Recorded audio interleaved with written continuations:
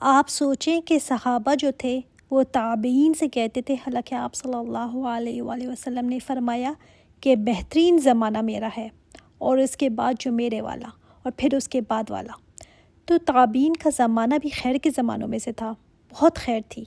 تو صحابہ تابعین سے کہتے تھے کہ تم یہ گناہ کرتے ہو نا اور اس کو اتنا ہلکا سمجھتے ہو، ہم تو نبی کریم صلی اللہ علیہ وآلہ وسلم کے دور میں ان گناہوں کو ہلاک کرنے والے گناہ سمجھا کرتے تھے۔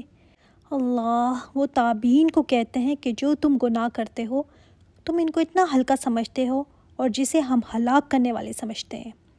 تو اس زمانے کے گناہ وہ اتنے بڑے سمجھتے تھے، اور آج اگر وہ آ جائیں تو پہچانے ہی نہیں کہ یہ مسلمان ہیں۔ اس کے باوجود ہم سمجھتے ہیں کہ ہم سے تو زیادہ متقی پرہیزگار کوئی ہے نہیں۔ تو خود کو ہم چیک کریں، جس نے کرنا ہے کرے، کم از کم اپنا کرائیٹیریا تو ہم یہ رکھیں نا کہ اس میں شامل مجھے نہیں ہونا، یہ کرنے کی جرات تو ہم کر لینا۔ اچھا، آگے اللہ تعالیٰ نے فرمایا ہے الا اللمم، سوائے لمم کے۔ اب یہاں ایک چیز کی ایکسیپشن دے دی گئی، لمم کی۔ اب ہم دیکھتے ہیں کہ کس کو چھوٹ مل سکتی ہے۔ اگر وہ لمم کر لیتا ہے نا تو اللہ تعالیٰ اس کو معاف کر دے گا۔ اب لمم میں آتا ہے چھوٹے گناہ، لیکن جیسے میں نے آپ کو بتایا نا کہ چھوٹے گناہ بھی انسان اگر کرتا چلا جائے تو وہ بھی بڑے بن جاتے ہیں۔ تو لمم کیا ہے؟ وہ گناہ کے دنیا میں نہ جس پر کوئی حد ہے اور نہ آخرت میں اس پر کوئی عذاب کی وعید ہے۔ اس کے بارے میں یہ نہیں کہا گیا کہ عذاب ملے گا، یا پھر وہ گناہ جس کو بار بار انسان نہ کرے، عادت نہ بنا لے۔ پھر لمم کا معنی کہ ایک دفعہ اگر گناہ ہو گیا، کر لیا، پھر دوبارہ نہ کرے، توبہ کر لے، بچتائے اس پر، رنج کرے اس پر، وہ بھی لمم ہے۔ یعنی کوئی گناہ اگر انسان کر جاتا ہے، چاہے بار بار کیا تھا لیکن پھر توبہ کر لی، پتہ نہیں تھا اس وقت، چاہے کبیرہ ہی کیوں نہ ہو یا فواحش ہی کیوں نہ ہو، اگر پتہ بھی تھا لیکن اگر سچے دل سے توبہ کر لیتا ہے تو اللہ تعالیٰ معاف کر دے گا، اگر سچی توبہ کی تو۔ اللہ تعالیٰ نے چانس دیا ہے نا انسان کو کہ کیا تھا تو کوئی بات نہیں، توبہ کر کے پلٹ آؤ۔ پھر لمم میں یہ بھی آتا ہے کہ انسان اگر زنا کے قریب آیا لیکن اللہ کے ڈر سے واپس پلٹ آیا، چوری کے قریب گیا لیکن چوری نہیں کی، پیچھے ہٹ گیا، شراب کے قریب تک چلا گیا لیکن پی نہیں، پیچھے ہو گیا، تو یہ سب لمم ہے۔ پھر ایسے گناہوں کو اللہ تعالیٰ معاف کر دے گا۔ کیسے؟ کہ ایک جمعے سے دوسرے جمعے کے درمیان کے گناہ معاف ہو جاتے ہیں، پھر 2 نمازوں کے درمیان کے گناہ معاف ہو جاتے ہیں، ایک رمضان سے دوسرے رمضان کے درمیان کے گناہ معاف کیے جاتے ہیں، ایک عمرے سے دوسرے عمرے کے گناہ معاف ہو جاتے ہیں، کیونکہ اس بندے نے توبہ کر لی نا، اس نے اصرار نہیں کیا۔ ایک دفعہ اس سے ہو گیا تو اللہ تعالیٰ سے پھر ڈر گیا، اس نے اپنی عادت نہیں بنائی اس کو، تو یہ گناہ معاف ہو جاتے ہیں۔ تو انسان سے تو صغیرہ کبیرہ دونوں ہی گناہ ہو سکتے ہیں، انسان ہی ہے نا، تو کیا کرے؟ اب ڈپریس ہو کر بیٹھ جائے؟ نہیں۔ ان ربک واسع المغفرہ، اللہ تعالیٰ بڑی وسیع مغفرت والا ہے۔ اب بھی معافی مانگ لو، اللہ تعالیٰ کی مغفرت اتنی بڑی ہے کہ اگر آسمان تک گناہ چلے جائیں اور اس کو پشیمانی ہونا کہ اللہ مجھے پتہ نہیں تھا، یا پتہ تھا بھی پھر بھی مجھ سے ہو گیا، سچے دل سے توبہ کر لے، اللہ معاف کر دے گا۔ بڑی وسیع مغفرت والا ہے وہ، اس کی مغفرت بہت بڑی ہے، میرے گناہ اس کی مغفرت سے بڑے نہیں ہو سکتے۔ بشرطیہ کہ انسان احساس تو کرے نا، بچتائے تو صحیح، ڈھیٹ تو نہ بن جائے نا کہ اب میں نے ایسا بھی کیا کر لیا، لوگوں کو دیکھو کیا کیا کرتے ہیں، تو یہ چیز نہ ہو انسان میں۔ پھر دوسرا یہ کہ انسان یہ سوچے کہ اچھا ابھی میں توبہ کر لیتی ہوں لیکن بعد میں پھر کروں گی نا، پھر توبہ کر لوں گی، تو یہ بچتاوا تو نہ ہوا نا۔ پھر توبہ ہوتی کیا ہے؟ انسان اپنے آپ سے وعدہ کرے کہ نہیں کروں گی دوبارہ، اللہ تعالیٰ مجھے بچا کر رکھنا، یہ ہے توبہ۔ پھر اگر دوبارہ ہو بھی جائے پھر توبہ کر لیں، لیکن نیت یہ رکھیں کہ میں دوبارہ نہیں کروں گی۔ تو خود پر کنٹرول کرنا سیکھو، اپنے اوپر پہرے بٹھاؤ، کوئی اور پہرے نہیں بٹھائے گا، خود بٹھانے پڑیں گے۔ هو عالم بکم اذ انشأکم من الارض، وہ تو تمہیں تب بھی جانتا تھا جب اس نے تمہیں پیدا کیا زمین سے، تم کچھ بھی نہیں تھے، اپنے باپ کی پشت میں تھے، تب وہ تم میں سے ایک ایک کو جانتا تھا۔ انسان سوچتا ہے نا کہ یہ کر لوں گی، وہ کر لوں گی، ابھی کر لوں، بعد میں توبہ کر لوں گی، پھر کر لوں گی۔ اللہ تعالیٰ کو پتہ ہے تمہارے خیالات کیا تم سوچتے ہو، کتنے سنسیئر ہو، کس وقت کیا کر رہے ہو۔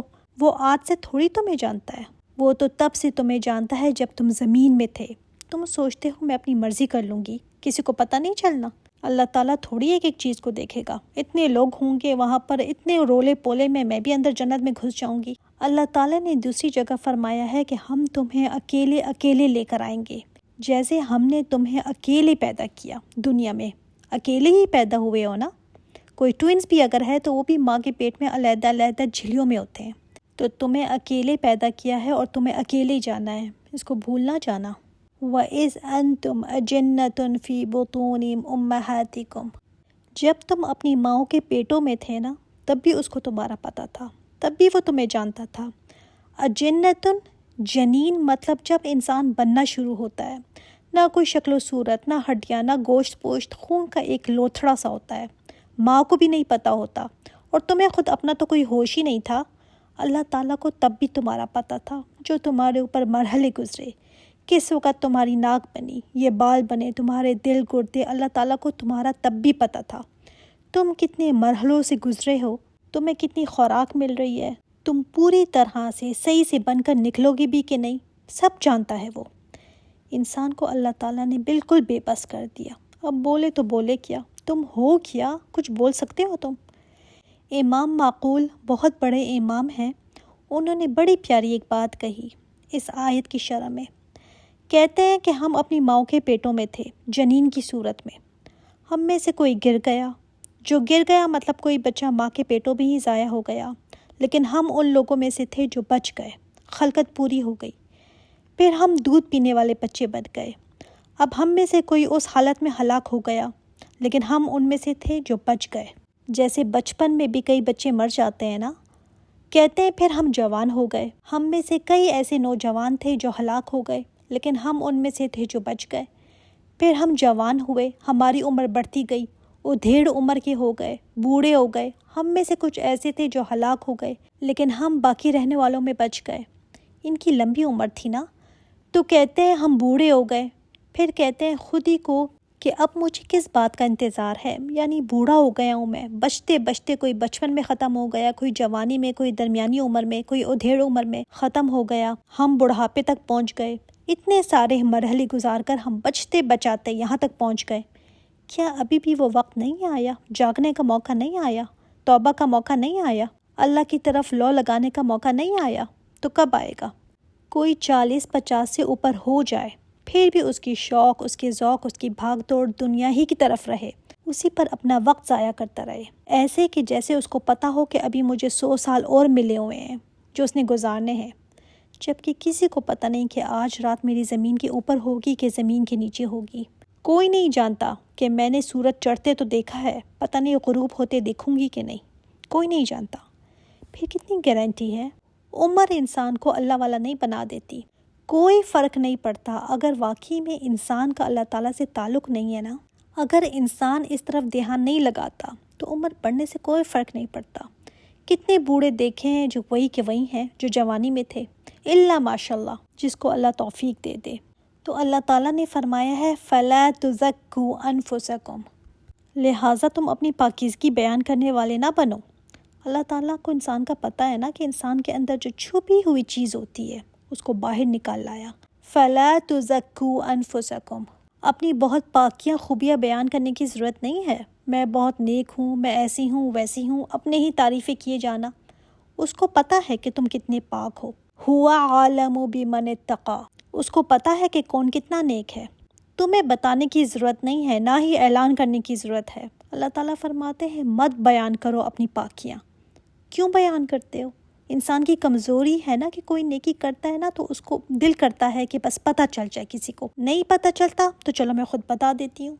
اللہ تعالیٰ نے سورہ نور میں فرمایا ہے کہ اگر تم پر اللہ تعالیٰ کا فضل نہ ہوتا نا تو تم میں سے کوئی ایک بھی نیک نہیں ہو سکتا تھا۔ اور سورہ نساء میں فرمایا کہ کیا تم نے ایسے لوگوں کو نہیں دیکھا جو خود کو پاک کہتے ہیں، بلکہ اللہ ہی ہے جو پاک کرتا ہے۔ تو جو کوئی بھی نیکی کرتا ہے، کیا کوئی گارنٹی ہے کہ وہ نیکی قبول ہو گئی ہے؟ کیا اس میں اخلاص تھا؟ تو کس بات پر پھر اپنی پڑھائی بیان کرتے ہو؟ پھر دوسرے کی بھی تعریفیں کیے جانا اکثر ایسے ہوتا ہے کہ جو منہ پر آپ کی بہت تعریف کرتے ہیں نا وہی پیٹھ پیچھے آپ کی برائیاں کر رہے ہوتے ہیں۔ کیا یہ جھوٹ نہیں ہے؟ ڈبل فیس ہونا نہیں ہے؟ اگر ایسا نہیں بھی ہے پھر بھی دوسرے کے منہ پر اس کی تعریف نہ کریں، اس سے اس کے اندر ریاکاری یا تکبر نہ آ جائے، کیونکہ اگر اللہ تعالیٰ انسان کو ایکسپوز کر دینا تو انسان کہیں کا نہ رہے۔ بہت ہی جامع آیات ہیں یہ، اللہ تعالیٰ ان کو ہمیں صحیح سے سمجھنے کی توفیق عطا فرمائے، آمین۔ سبحانک اللہم و بحمدک، اشہد ان لا الہ الا انت، استغفرک و اتوب الیک۔ السلام علیکم ورحمۃ اللہ وبرکاتہ۔